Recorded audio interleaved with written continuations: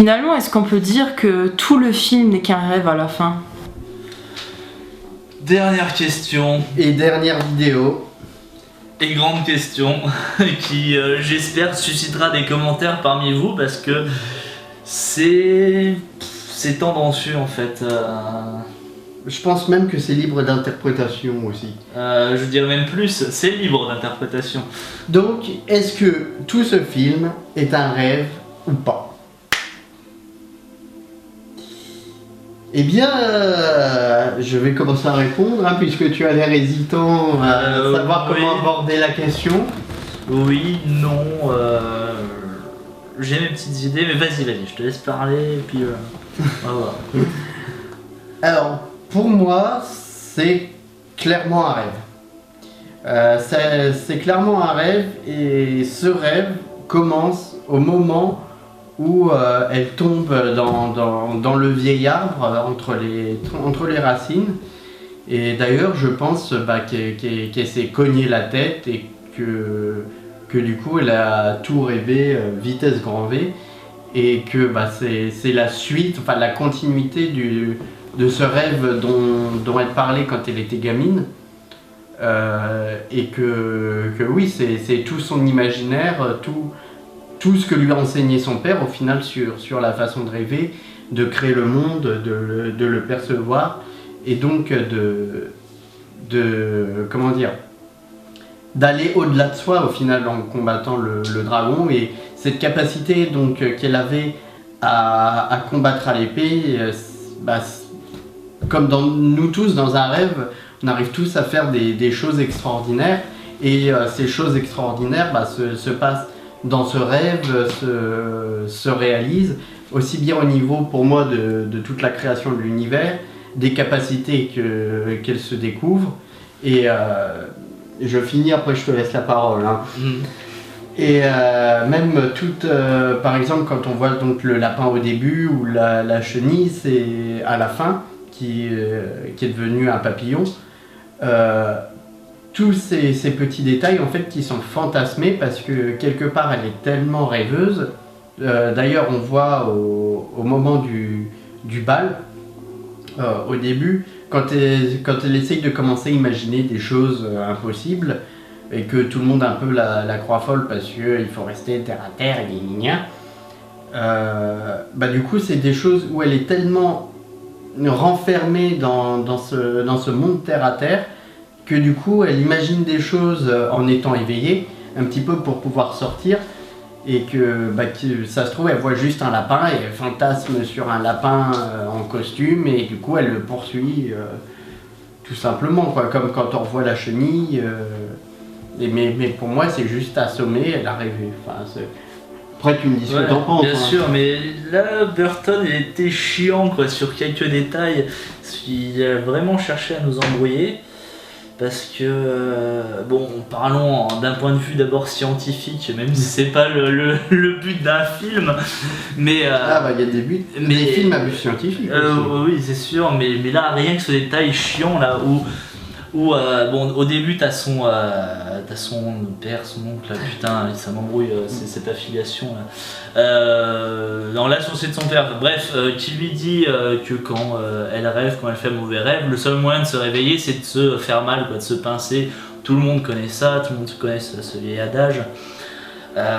Et dans le film, je crois que c'est au moment où elle découvre, elle se retrouve face à la Reine Rouge pendant une partie de croquet.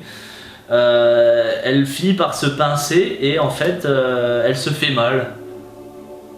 Donc par principe elle n'est pas censée rêver du coup à ce moment-là. Ça t'est jamais arrivé de te faire mal dans un rêve? Oui, mais pas volontairement en fait. Plus ressentir une douleur liée au rêve qu'une douleur qu'on s'inflige à nous-mêmes. Mais bon, bref, après c'est qu'un petit détail. Mais alors dans la version Disney, je peux concevoir que ça soit un rêve parce que elle s'endort et voilà, comme à la fin du film, elle se réveille normalement. Il aurait pu se passer 2 heures, il n'y a pas de problème. Alors que là, comme tu dis, elle pourrait se cogner et du coup tomber dans un sorte de rêve un peu comateux. Et finalement, quand elle revient à la fin du film à cette fameuse scène de pré-mariage, bah il s'est passé genre 10 secondes quoi. Après, d'un point de vue scientifique, si tu veux en revenir à ça, les rêves, ça va très vite. Hein, c'est quelques secondes à quelques minutes, tout au plus. Et mais principalement quand tu rêves la nuit, tu dors 4-5 heures en moyenne. Oui, Tu dors pas 10 secondes et que tu rêves tu fais pas un rêve d'une heure en t'endormant 10 secondes. ça, je connais pas après la durée des rêves, mais... Bon après c'est vrai que je peux peut-être me planter, hein, j'en connais pas beaucoup là-dessus, mais ouais, je sais pas.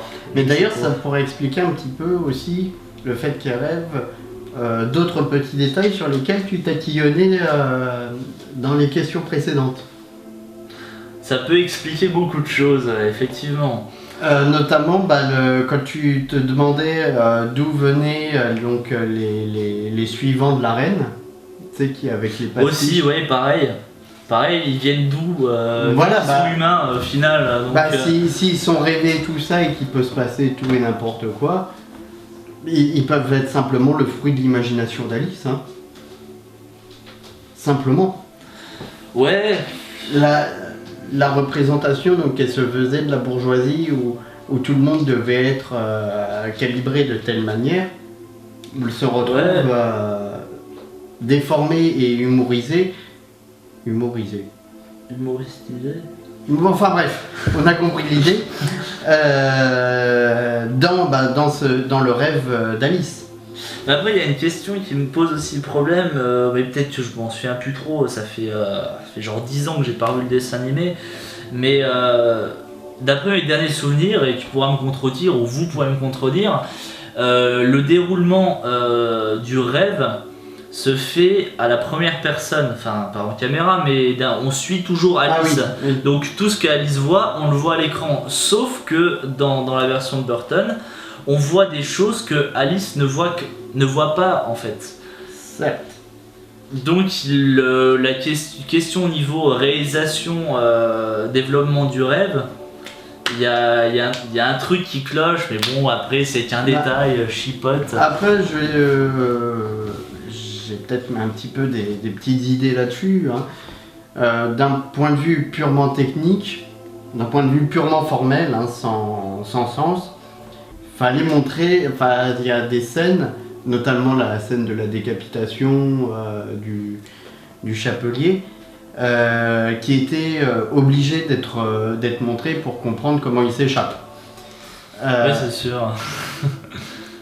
Après, c'est vrai que par contre, d'un point de vue donc, scénaristique et symbolique, je comprends que ça puisse te poser problème, mais justement, je pense qu'en même temps, Burton voulait un petit peu noyer le truc pour nous laisser un petit peu réfléchir, enfin, interpréter ça par nous-mêmes, un peu à la manière de la toupie à la fin d'Inception.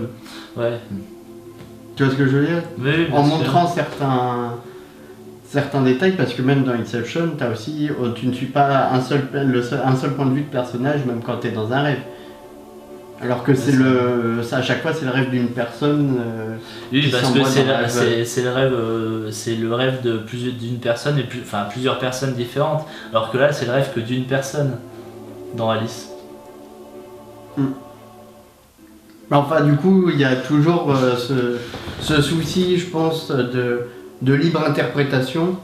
Et donc, c'est aussi peut-être à vous de nous dire si nous nous sommes plantés, ou si vous êtes d'accord, si vous avez des trucs à rajouter, des petits détails hein, comme ça. Ouais. Hein. D'ailleurs, sur le coup de la chenille, là, Oui. est-ce que à la fin, quand elle embarque sur le bateau, elle le voit de ses propres yeux, la chenille, le papillon s'envoler, ou c'est le papillon qui s'envole près du bateau? Alice la voit pas forcément, mais Non, Alice le voit. ok. Bon, bah si Alice le voit, c'est que ça peut être son imagination débordante. Oui, ça, je pense que ça continue à... Voilà, c'est son imagination, de la même manière, comme je le disais, peut-être avec le lapin qu'elle aurait imaginé.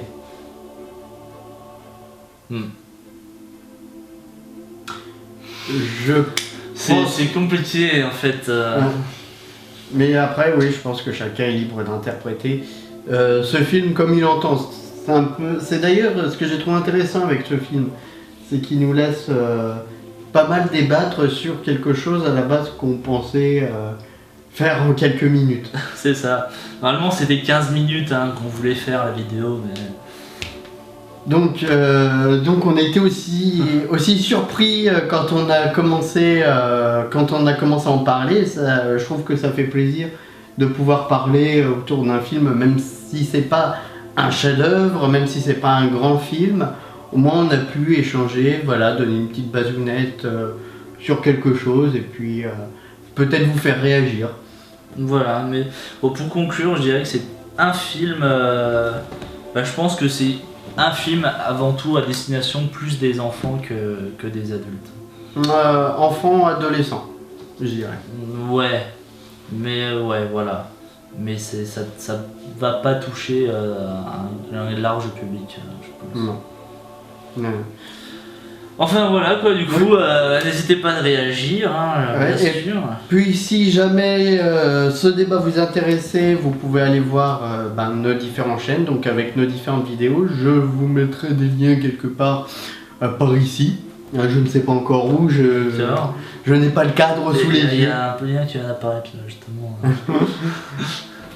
Et puis sur ce, on vous retrouve prochainement et puis on vous fait des bisous. Salut!